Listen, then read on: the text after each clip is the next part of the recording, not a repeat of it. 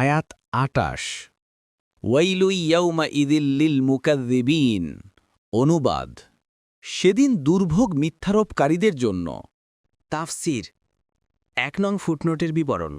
এখানে এ আয়াতাংশ এই অর্থে বলা হয়েছে যে যেসব লোক আল্লাহ তাআলার কুদরত ও কর্মকৌশলের এই বিস্ময়কর নমুনা দেখেও আখেরাতের সম্ভাব্যতা ও যৌক্তিকতা অস্বীকার করছে এবং এই দুনিয়ার ধ্বংসের পর আল্লাহ তাআলা আরও একটি দুনিয়া সৃষ্টি করবেন এবং সেখানে মানুষের কাছ থেকে তার কাজের হিসাব গ্রহণ করবেন, এ বিষয়টিকেও যারা মিথ্যা মনে করছে তারা তাদের এই ঘামখেয়ালিতে মগ্ন থাকতে চাইলে থাকুক।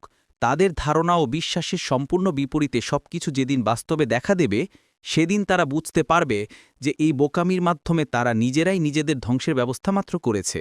আয়াত ২৯ ইনতলিকু ইলা মা কুনতুম বিহি তুকাযযিবুন। অনুবাদ, তোমরা যাতে মিথ্যারোপ করতে চলো তারই দিকে।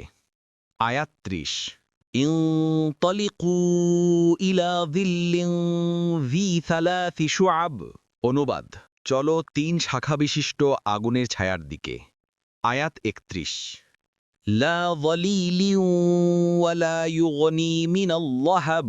অনুবাদ, যে ছায়া শীতল নয় এবং যা রক্ষা করে না অগ্নিশিখা হতে। আয়াত ৩২ ইন্নাহা তারমি বিশাররিন কাল কসর।